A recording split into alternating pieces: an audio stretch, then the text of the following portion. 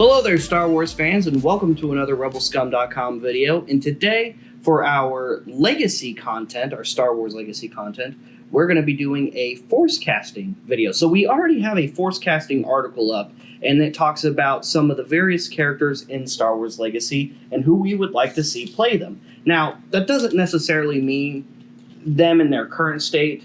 It could be a certain actor, maybe at a previous point in their career, and we'll of course cover that when we talk about who and who. My picks were all based on how they are today. How they are today? If they started filming today, okay. These are the people that I want in those roles. Oh, okay, that makes sense. Some of what I was thinking about was like, man, like whenever we get to, for example, like Linda Hamilton for one of. See, that's why I didn't. That's why I didn't pick her. Right, because 80s, 90s Linda Hamilton would have been perfect. Maybe even early 2000s would have been perfect for one of the characters we're going to be talking about today.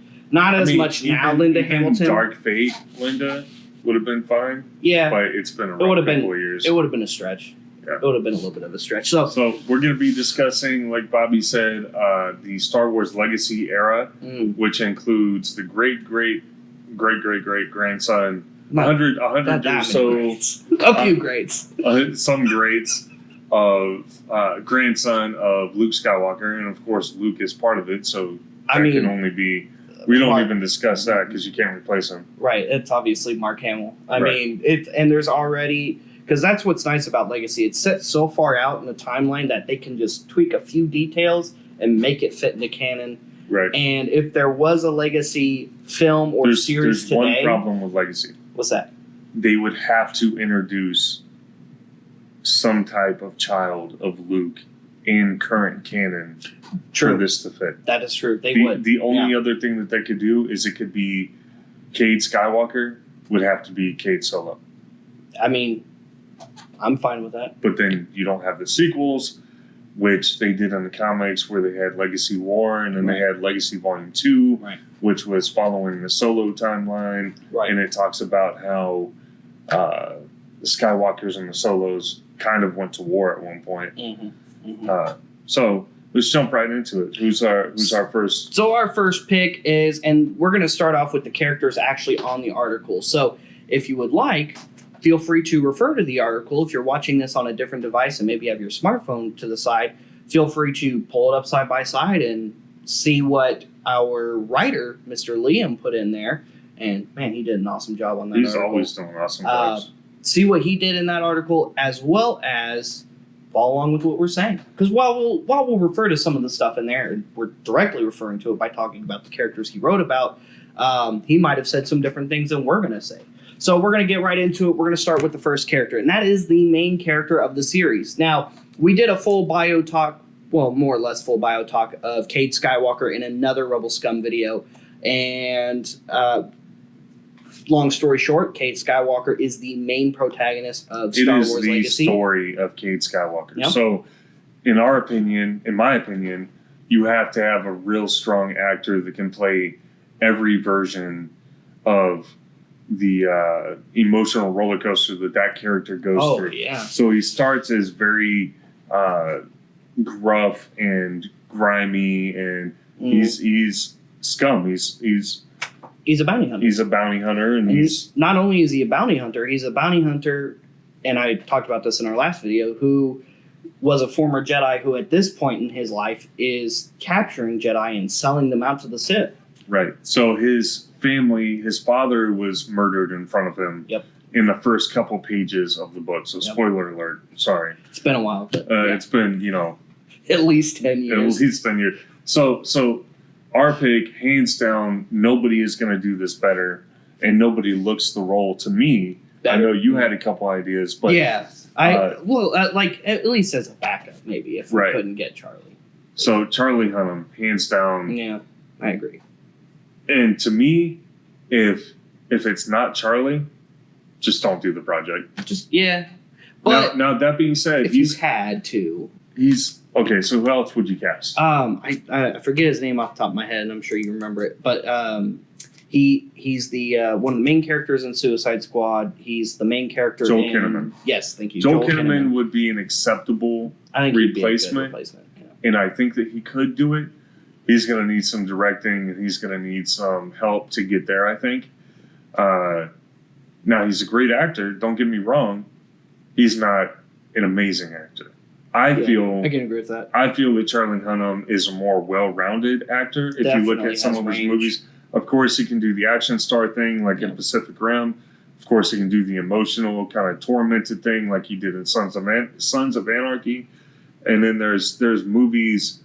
Let me find the Lost City of Z. If you haven't seen that, it's an Amazon exclusive movie. It's on Amazon Prime right now. That is a great film where he is an explorer going into the jungles, and he has his son with him, who's played by Spider-Man himself. Tobey Maguire? No, the real Spider-Man. Andrew Garfield? No, try again. Neil Patrick Harris. No, not him. Danny DeVito. No. Tom Holland. So plays his son. It's good stuff. Check it out. Hands down, it has to be one of those two. I would say Cade has to be played by Charlie, but Joel Kinnaman, if needed, I think could accomplish it. And we need to preface this by saying there's tons of other people that either we don't know or that are up and comers, and that's kind of, these are known entities that we're fan casting from. So, of course, Disney being Disney, I'm sure that they'll pull somebody out of the woodwork that looks even more like him. It could be somebody totally unknown. They're really good at finding good people for a role that nobody really knows about. Nobody's really seen in the larger public eye when it comes to big entertainment.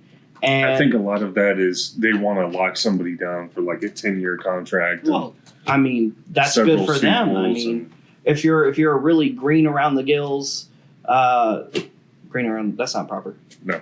We'll cut that out. If you're a really green actor, for example, I mean, Disney coming in and saying, hey, we're going to put you as a flagship character on this new set of movies we're doing. I mean, you can't do anything but say yes, because you're going to get locked down with a contract. You're pretty much set for life at that point. And I have all kinds of stuff to talk about with that. But let's not get into all that. So the other main character that has to be a really strong role that you can put the other half of this franchise, the other half of this timeline on their shoulders is going to be Darth Krayt. Absolutely. Darth Krayt is the main antagonist of Star Wars Legacy. Everything that happens in Star Wars Legacy is a direct result of his actions establishing the one Sith, a whole new rule of the Sith, which really big in itself, aside from going back and saying, you know what, the Sith's going to rule the Empire again and rule the galaxy, and he starts a whole nother war, another civil war, except instead of Empire and Rebels, it's Empire versus Empire. Really cool. And yes, you need a very, very strong actor for that, and we have a really good one in mind. So we were talking about Stephen Lang. Of course, you'll know Stephen Lang from older movies like Tombstone. He was the main antagonist in Don't Breathe. He was in Tombstone. But the big thing is he was Colonel Miles Quaritch, the main bad guy at the end, well, all throughout Avatar. Right. And supposedly he is back in the Avatar sequels. How's that possible? He died. That's a good question, but I guess we'll find out, man. It'll be interesting to see. You can't put it past Cameron. That's true. He is the greatest pioneer. He'll figure it out. So everybody knows Stephen Lang probably from Avatar. That is my main pick, but after discussing it a little bit, and this name will come up a couple of times, the other pick, let me go ahead and pull him up, was, go ahead and talk about your pick. Your pick was really strong. My pick was Josh Brolin. And I know he's been a pretty reliable pick for a lot of big things lately. They got him for Avengers. He was the big bad Thanos. And then when it came to Deadpool, they picked him up for Cable, which is kind of funny seeing how eventually Deadpool's going to make its way into the MCU. So that's going to be kind of interesting. Now we can have actors playing multiple big roles, not just, hey, this guy just played a small background role, and now they're playing a main role later on. That'll be pretty cool. I actually like this other pick very much too, though. So let me say this first. because a lot of my picks ended up being from one specific thing. I am not I know it's blasphemy. I'm not I don't a fan. think it's blasphemy. I'm not a fan of Game of Thrones. I like it. But I definitely can appreciate it and I understand it. So that being said, my pick for Crate, aside from Stephen Lang, the consensus in the group was always going to be Stephen Lang. But Right. if he's not available and Brolin's not available, go with Jerome Flynn. Okay? Yeah. He played Bronn in Game of Thrones. One of the best characters in that entire series. You just look at his face and you can tell there's more going on there than you would think. And we know that he can act, and we know that he can play the role. So I would just think those blue eyes behind that mask, staring out at you. Crate at time does have blue eyes, right? So that's I think that would be a very, very strong.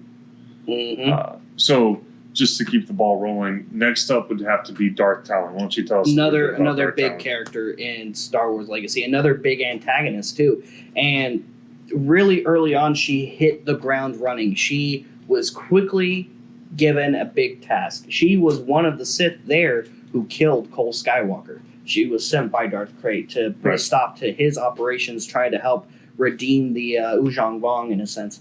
And she needs a very, very strong actress in a sense because she's one of the strongest villains in the entire series. But you also need somebody that's very comfortable with prosthetics and can still get that emotion across. Right. Which is why we picked the person that we picked. So our main pick was Nebula herself. So we know that she can work great with Disney. We know that she's got the acting chops. We know that she's athletic. Very much so. Yeah. To do all the stuff that she needs to do through her Jumanji stuff. Right. But Miss Karen Gillan. A lot of people don't realize those are the same person too, and that's just because of how much makeup and prosthetics she's under in the MCU as Nebula. Right. I would also, as a second strong pick, go with Zoe Saldana for Darth Talon. Kind of in that same kind of vein. We know that. Look, you put a bunch of paint on her. She'll go and make you a bunch of money. You know that she's athletic. Yep. And listen, fun fact, guys, you start looking up the top 10 movies of all time, you would be surprised how many of those things Zoe Saldana is a star in. Right, and top grossing movies of all time. She's in the top 2. Well, that's what I mean. Yeah. So, of course, Avatar and Avengers, Guardians of the Galaxy, and a lot of other stuff. My pick's going to be Karen Gillan just because of the age. I like Karen Gillan more. I think Karen honestly, as an option. Right. And it's the red hair too. Right. She just seems so fiery. Right. And just ready to go. And there's a little bit, not so much. While there is that animosity and sibling rivalry kind of between her and Darth Nil in the comic, she's not downwind of Darth Nil like she is of Gamora, for example, in Guardians of the Galaxy. So it'll be really cool to see how she changes to that different mindset underneath all of that prosthetics and paint. It would be cool to see. All right. So next up on our character roster, we mentioned him earlier, Cole Skywalker. Right. So Cole Skywalker, we picked another Game of Thrones guy. Another Game of Thrones guy. Yeah, we did. Mr. Jamie Lannister. Nikolaj. So, Nikolaj Coster-Waldau. Of course, he was in Gods of Egypt, which did not do well. Yeah, that one was not that great. We know that he can act, act, and if we're being honest, guys, it's a very short role. Yeah, true. He's also in other great movies such as Oblivion. Really liked Oblivion. Now that was the film starring Tom Cruise and what was her name? I'm blanking on it. You can do it. I forgot. It's gone. But Morgan Freeman was also starring in that. So another great pick, and my pick. So Liam's pick was Nikolaj. He's got a small finger. What's wrong with you? Another Game of Thrones pick, and you'll see that that's kind of a through line with this because it's really kind of the the battle for power and all the political stuff that's going on Right. in the Legacy era. Yeah. I don't know why, but it just seemed like I didn't mean to have a lot of the picks from Game of Thrones. It just so happens that, say what you will, whether you're a fan or not of Game of Thrones. One of the reasons why Josh is not a fan of Game of Thrones is because I'm all overall about sci-fi. he's a sci-fi guy. He's not a fantasy guy. Regardless, It has a strong cast and a lot of strong actors and actresses. Aidan Gillen, I know him from the first couple scenes of The Dark Knight Rises. Right. You're a big guy. Oh, you. That's right. So that's where I know him from, in addition to Game of Thrones. But he also had a really strong role in the Maze Runner series. Maze Runner. And he's been in plenty of other projects as well that He's you may been not realize he was in. Peaky Blinders, he's a main character. Right. He's an Irish actor. Of course, he can play American or really whatever. Man, I've heard him do several accents. Mm-hmm. So, I mean, it's a short role. I think that would be a really cool role for him to fill as Cole Skywalker. And then the last one to kind of follow up on from the article that Liam wrote was Rowan Fell. Right. Now, Rowan is part of the Fell dynasty, which orinated with Soontir Fell. Right. Technically, Jagged Fell, actually. Right. Jagged Fell and Jaina Solo initiated the Fell dynasty. Right. So he is the third line in the Fell dynasty. His daughter Meracia Fell, which we'll get to as like some also other character picks. And we're not going to go too in depth with those other characters, but they'll be like, hey, here's some other characters we thought and some pretty cool actors or actresses to play them. But yes, Rowan Fell is, well, the head of the Empire at the time. Right. And then Crate just comes knocking and says, hey, look at me. I am the captain now. And Rowan was like, no, you're not. And they went to war. Yes, it didn't go Empire great. versus Empire. It didn't go great for Rowan. But what I think would be very, very interesting, I'm a huge fan of the John Wick franchise. Oh, yeah. And the manager from John Wick. I agree. Of the Continental. Yep. Mr. Ian McShane. Perfect. He has that regal kind of come at me, bro, Right, that attitude. That okay, try me, see what happens. Yeah. So, I know I have the full picture of what's going on here. You just have the little picture. It's just kind of that whole attitude that you just see it on his face at all times. I also loved him as Blackbeard in Pirates of the Caribbean. Right. And I mean in Deadwood. Yep. And I mean he was even in some of the Kung Fu Panda movies. I think the last Kung Fu Panda movie he played a villain. Yeah, he was one of the characters. So he not that he'll be a villain at all in this, but what's the other thing he's in? American Gods. He's just killing it. Yep. He's awesome. I love Ian McShane, and I would love to see him in the Star Wars universe. And if they move forward with this could easily be 3 movies. It is not a one shot. No. It's not solo. Legacy is very much easily either a trilogy on its own or a multi-season series, at least 4 or 5 seasons. The big thing, part of our forecasting stuff is we're not just talking about movies anymore. Right. Favreau opened up the whole Disney Plus universe. Huge can of worms. And it was opened. Everything is possible. The door was creaked open a little bit when Filoni started with Clone Wars back in 2008. And then Favreau just blew the door off its hinges with a live action series. Right. It's a huge animal now. All right, so now we have some other characters to talk to. Again, we won't go too much in depth into their characters or why we picked them. But Jiraiya Sin. Well, let's start with me, Meracia. Oh, okay. Meracia Fell, then. The daughter of Rowan Fell, the 4th in the generation. Commonly known as Sia. Commonly known as Sia. I think a really great pick for her would be Gemma Arterton. She was in Prince of Persia. That was the first thing I remember her from. She was Io from Clash of the Titans. That's what I was thinking about her from. She's been in a lot of stuff, and I've never seen her. Oh, you know what she reminds with what do they call it? Runner. It's the poker movie. Of course, my background is poker, but Right. the poker movie with Justin Timberlake.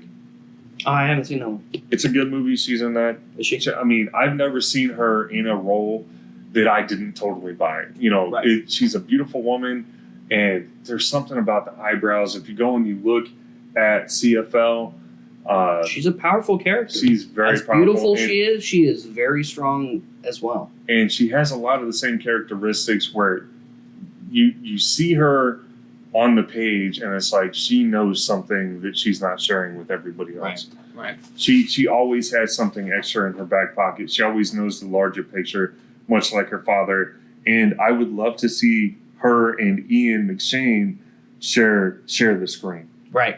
Very And much so. Yeah, I think that would be really great. I agree with that. Let's go bottom of the top. Bottom of the top. So- All right. Well, next is Antares Draco and Ganner Krieg, the two buddy Imperial Knights who are getting into trouble and sometimes breaking the rules to kind of do the right thing. Right. And if I remember correctly, Antares had a personal stake in breaking the rules because he was trying to protect Marasia, and part of that was because, well, he definitely liked her. I think it was more than like, but Yeah. Another Game of Thrones pick. Yep. It just kept coming. And in some of these, it was like, oh, what about that dude from so and so? What about Right. the guy from Rocket Man? He and could then do it just so happens to be, he was also in Game of Thrones. And like I said, I only watched the first 2 seasons of Game of Thrones, so I knew him from Game of Thrones. But we're talking about Richard Madden. Yep. He's got the look. Perfect for Antares. He Absolutely. played Robb Stark on Game of Thrones. Yep.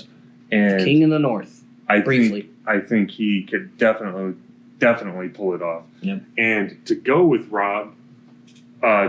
Richard Madden, He's going to need a good partner right, to get into trouble with. right.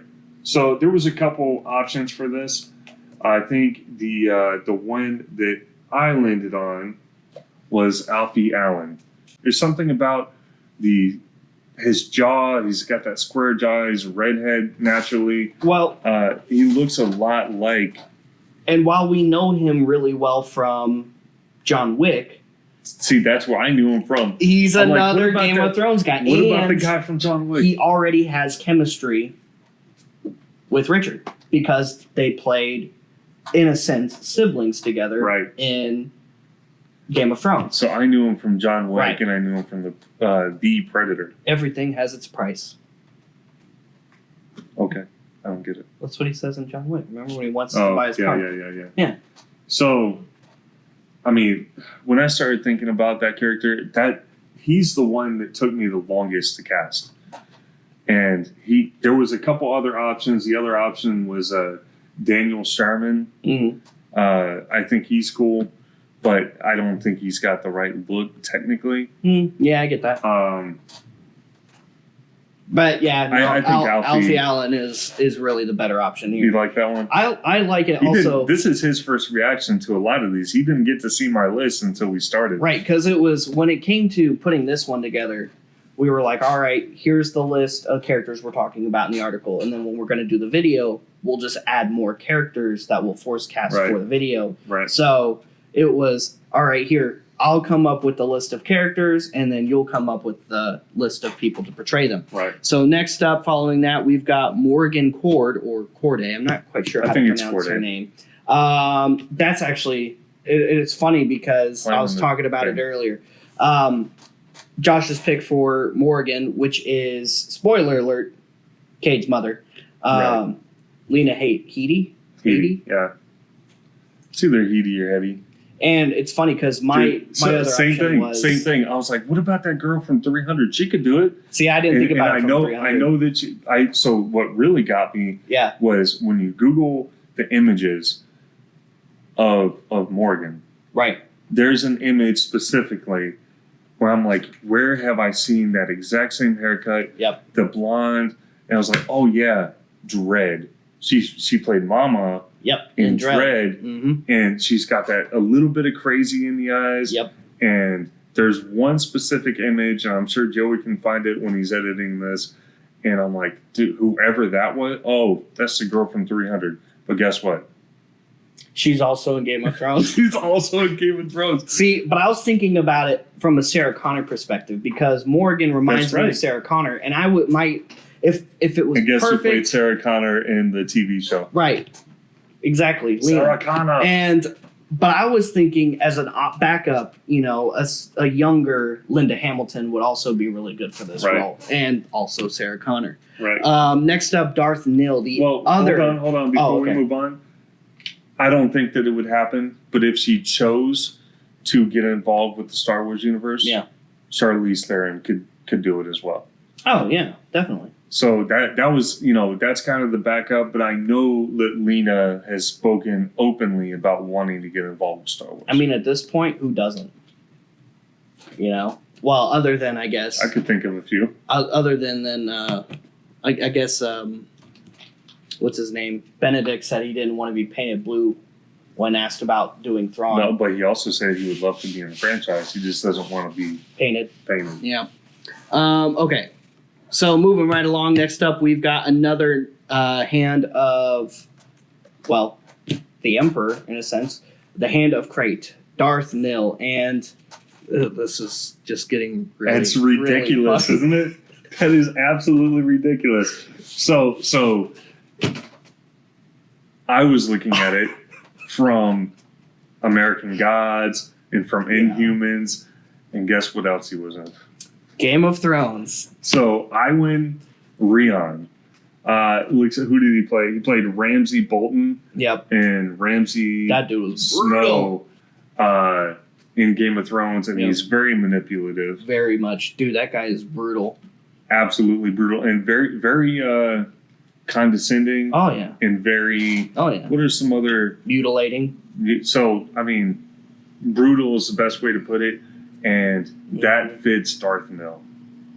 That dude is willing to do whatever it takes to get the job done, keep in favor, but also has his own side stuff going on where he's like, okay, the second Crate screws up, I'm stepping in, I'm taking over. Right. So he has his own thing that he's working on. I couldn't think of a better person for that role. He looks like the role. Right. He was also perfect in, I know it was a short-lived series and some people liked it, some people didn't, Maximus and Inhumans. I thought he was perfect for Maximus and Inhumans. Right. They couldn't have cast that role any better.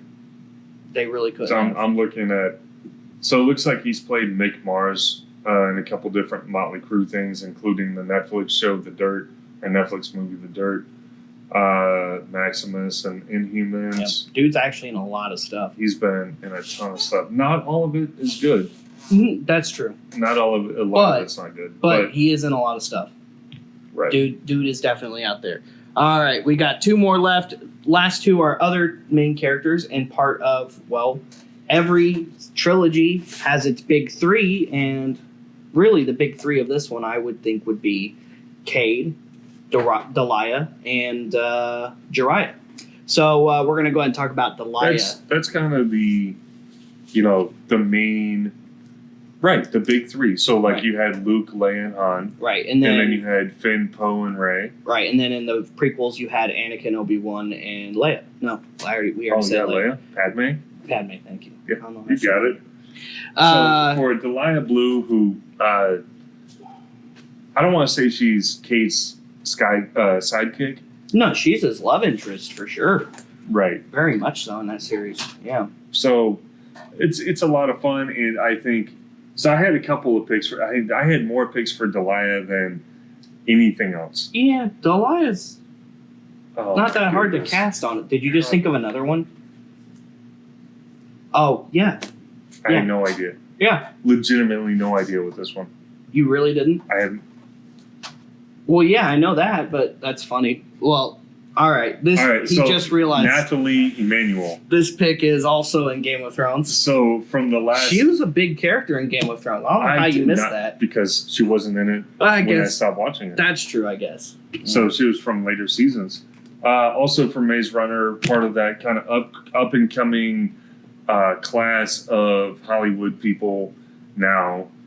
By the way, In Anna Terrace Draco, what was his name? Hold on a second. I don't know. But in Fast 7, she joins. Dylan O'Brien is the other one I was thinking for Terrace Draco. Yeah, I still like the other guy better, though. Yeah. She joins Toretto's family in Fast 7. Right. Yeah. And she's been in 7, 8, and 9. She plays Ramsey. She's a very, very intelligent and pretty attractive, funny. She's definitely an attractive lead for sure. And Delia needs to be. I mean, well, the big thing I look at is she is extremely tech savvy, which calls back to a lot of the Delia stuff. Right. I think depending on the age that you're going for, I think she would be really great. She's younger than I am. How old is she? She's in her 30s, I think. So she was born in 89, which makes her 30, 31, something like that. Give or take. Right. About 31, I would think. Also English. Apparently, she was in Game of Thrones. It's so funny that you didn't totally catch that ridiculous. before. She's also in. She was also in the Dark Crystal series that they did on Netflix, which that show was wonderful, and I'm very sad that it's not getting another season. Very sad. Yeah, she was deep in Age of Resistance. Yeah, she was one of the main characters. She's done a lot of voice work. It looks like. Yep. But also one of the main characters from the Maze Runner franchise. She's done a lot of stuff. Well, I think that she would be really cool. And then the other one that I think would be fun to play off of Charlie Hunnam, and we mentioned her earlier for a different character, is Zoe Saldana. I would take Nathalie over Zoe for this role specifically. I like Zoe, but I feel like Zoe's too thin in the face to play Delia Blue. I think Nathalie fits the profile a little bit better. Looking at the character. What really sells it for me on Nathalie is you look at her hair. That too. Delia's hair is such a huge part of her personality. Right. She's got that big blue, sometimes curly hair. A lot of the time. Most of the pictures that I found. Mm-hmm. So we'll go with Nathalie on that one. Yep. And then last but not least is Jariah Sin. His best friend. You got to have a really good guy to go with Kate Skywalker. And Jariah is Kate's best friend and also other crew member on the Minoc. They're a good ship right there. And Josh and I were really much on the same page on this one. I got one out of left field though. Do you? Yes. All right. Well, so the obvious when you look at the picture, we're talking about when you look at Jariah, we're talking obviously Gary Dourdan. And you probably know him from CSI. Yeah, I know him more specifically from the Alien franchise. He played Christie, which looks just like the Jariah with the dreadlocks, and he's exactly like modeled to be a bounty hunter. Yep. Or a pirate type character. It's really the most perfect. You can't tell placement. me that Jariah was not based off of right. It's 100%. Unless like they just had no idea when they were designing the character, and then later on, it just came out, and then somebody was like, "Hey, did you copy Christie from Alien Resurrection?" Yeah. What do you mean, dude? Look at this character. Oh, that's him. Yeah. Sorry. Oh. Yeah. You can't tell me that that's not copy and paste. It's straight up the same guy. That being said, okay, out of left field, but you're going to be like, I totally see it. Okay. Jason Momoa. Oh, yeah. Yeah, I see that. So, yeah. Jason Momoa could definitely pull it off. I know Gary has had some legal issues. I know that he's had some stuff with the law and health issues. So, I could totally see Disney not wanting to get involved with him. That being said, he is perfect for the role. And that picture that's going around online right now of him, that's not real. So the picture is like, this is what happens when you get involved with drugs. You go from this dude to this dude. It's not real. That's not real. So that is something I researched. He looks exactly the same as he did in 2000. 21 years later, he looks the exact same as he did really in even 97. Yeah. So he did Alien Resurrection, and then he did CSI. He's done stuff since then, of course, but that's what people are going to know him from. And of course, everybody knows Jason Momoa, Aquaman himself. That's right. And there you have it, guys. That's all the characters we have on the list. That's really the biggest ones. Of course, we could cast other guys all day long, but for this video, that's the list we got. Guys, go check out the other article that was written by Liam here on rebelscum.com for more in-depth force casting information about the few characters that we wrote about there. And for more rebelscum.com content, well, find us here on rebelscum.com. I mean, check us out on awesome YouTube. Make sure you comment. If you guys have any other Forcecast opportunities or ideas, make sure you comment them. Yeah. Because we spent a lot of time researching this video, and Forcecast is something that we will be doing henceforth. Right. So it's a lot of fun for us to do over here at Rebel Scum, and really, Liam and I used to do this just for fun, goofing around. We'd be sitting in line at a movie somewhere. Hey, who would you put as this guy? Right. Yeah. So we really enjoy doing this type of content. Make sure you comment, like, subscribe, and we'll see you. Please share it. Go to rebelscum.com for more other awesome stuff, even for awesome figure forums if you're looking for action figure stuff. And that's pretty much it for today, guys. So thank you so much for tuning in. We'll see you guys later. We'll see you another time. And may the force be with all of you, you Rebel Scum.